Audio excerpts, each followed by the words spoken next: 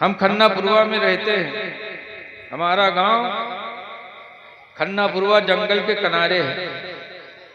अक्सर लोग जंगल की लकड़ी चोरी से काटते हैं, मारे जाते, पकड़े जाते, फिर छोड़े जाते, फिर काटते। एक दफा 3 आदमी हमारे गांव के गए जंगल लकड़ी काटने और पुलिस पकड़ ली। तो पकड़ के ले गए, रुपया थाना बंद किया। तीनों बैठे। दरोगा जी जब आए, चाय पानी कह के तक दरोगा जी जब पट्टा उठाए और मारे चले उनके लोगन की तरफ, तो तीनों में एक बहुत चालू रहा। बजहर से रुमाल बिछा के नियत बांध दी सल्लल्लाहु अलैहि वसल्लम, न वजू न पाक, नियत बांध दी सल्लल्लाहु अलैहि वसल्लम। और दूठो जो बैठे रहे कि उनका दरोगा जी मारे लगे। उनका मार वार के जब उकेलंग बढ़े तो फिर सलाम फेर के फिर उठा, फिर झप से बांध लिए। तो वहां से दरोगा जी लौट आए। फिर उन्होंने दोनों जुट गए, उनका दोनों को मारे और जब उकेलंग बढ़े तो उनके नमाजें नहीं खत्म हुए। सलाम फेरे के फिर बांधे था। घंटाहन गुजर गया और के नमाज नहीं खत्म हुआ और वही उन्हीं का मारे दोनों का।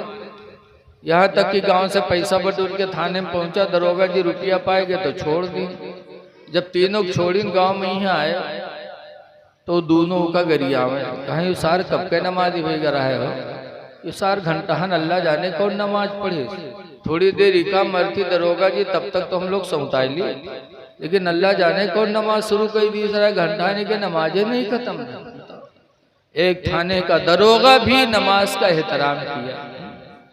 अगर सच्ची नमाज पढ़ा होता तो दरोगा जी के मार से तो बचा ही था, आखिरत में अल्लाह के अज़ाब से भी बच जाता। नमाज पढ़ो, नमाज तुमको दुनिया में भी इज्जत दिलाएगी, आखिरत में भी इज्जत दिलाएगी। हजरत अली शेर खुदा के रसूल थे, नमाज असर छुट्टी थी तो रोए थे। और एक चीज और देखो कि डूबा हुआ सूरज मेरे नबी ने उंगली के इशारे से पलटा दिया। आला हजरत इमाम अहले सुन्नत फरमाते हैं, सूरज उल्टे पांव पलटे चांद इशारे से हो चाक। सूरज उल्टे पांव पलटे चांद इशारे से हो चाक। ओ अंधे नजदी देख ले ताकत रसूलुल्लाह की, अंधे नजदी देख ले।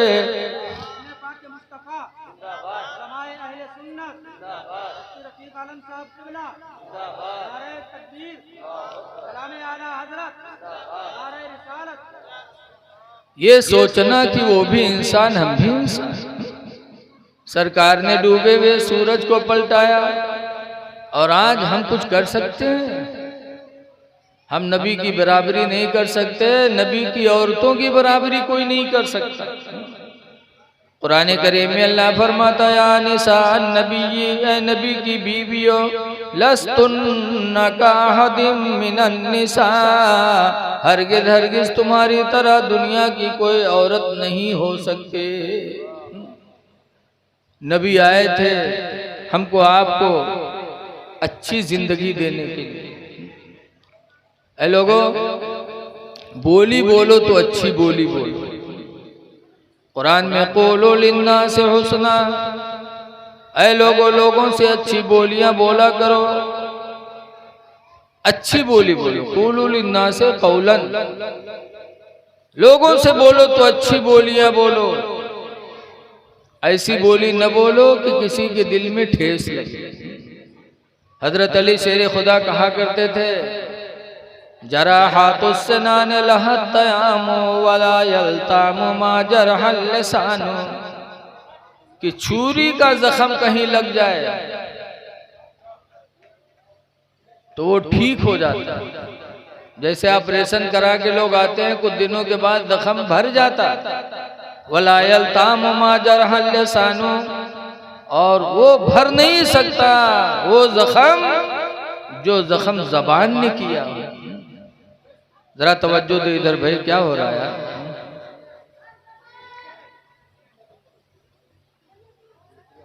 जब किसी का दिल टूट जाता तो फिर जल्दी जुटता नहीं। इसलिए अच्छी बोली बोलो, प्यार की बोली बोलो, माँ बाप से भी अच्छी बोली बोलो। लेकिन आज देखा जाता है बाहर रही हैं बिल्ली में और घर में आई हैं तो शेर में। माँ बाप से, घर वालों से कैसी बोली बोलो।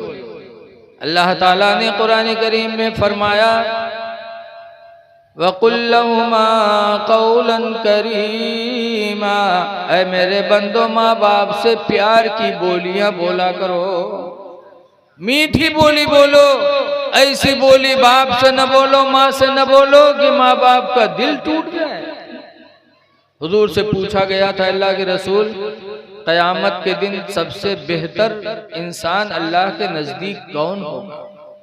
तो हुजूर ने फरमाया था, क़यामत के दिन अल्लाह के नज़दीक सबसे महबूब बंदा वो होगा जिसने दुनिया में किसी का दिल खुश किया होगा।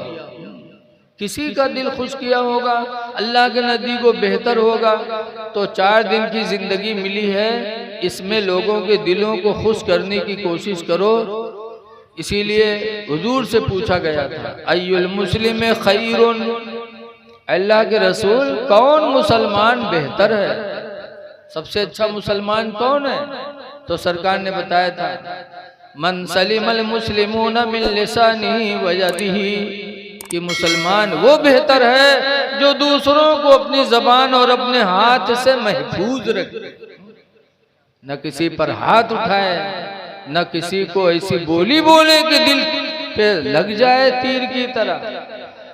तो कोशिश करो कि हमारा हाथ किसी पर न उठे, सब्र करो, तुम रहमतुल लिल आलमीन के उम्मती हो।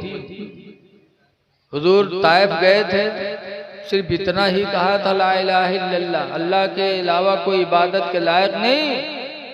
तो ताइफ के लोगों ने रुपया के बजाय पत्थर चलाए थे, और इतने पत्थर चलाए थे कि सरकार के पैर जख्मी हो गए और जूते सरकार के खून से भर गए थे।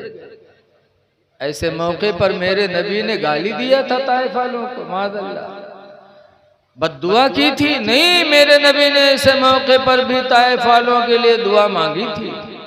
बुखारी की हदीस में मेरे पैगंबर ने कहा था, अल्लाहुम्मा यहदी कौमी, ऐ अल्लाह मेरी कौम को हिदायत दे दे, फ़इन्नहुम ला यालमून, इसलिए कि ये मुझे पहचान नहीं पा रहे।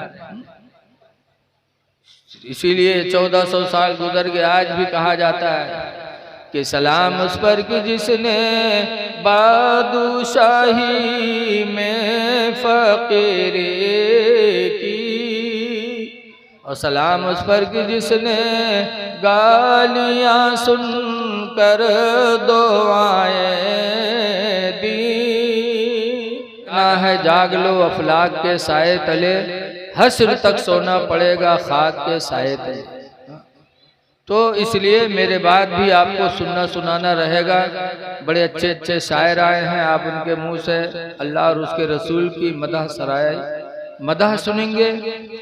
एक बात मैं आपसे कहना चाहता हूँ कि आज ईमान के लुटेरे बहुत हैं। अभी हजरत ने फरमाया था, एक सूना जंगल रात अंधेरी छाई बदली काली है, सोने वालों जागत रहियो चोरों की रखवाली। आज ईमान की दावत देने आते हैं और ईमान लेके जाते हैं, इसलिए हमें ऐसों की सोहबत से भी बचना है। कुरान में फरमाता, ला तरकनु इलल्लज़ीना ज़लमू, उनकी तरफ न झुको जिन्होंने अपने ऊपर जुल्म किया, फतमस्सकुमुन नार, कि उनकी वजह से कहीं जहन्नम की आग तुमको न छू ले। बदमज़हबों से बचने की ताकीद कुरान ने की है। मामलात हैं और एक है दोस्ताना। मामलात तो कर सकते हो, लेना देना अलग होता है, कारोबार अलग है, लेकिन और दोस्ती वो अपनी जगह पर।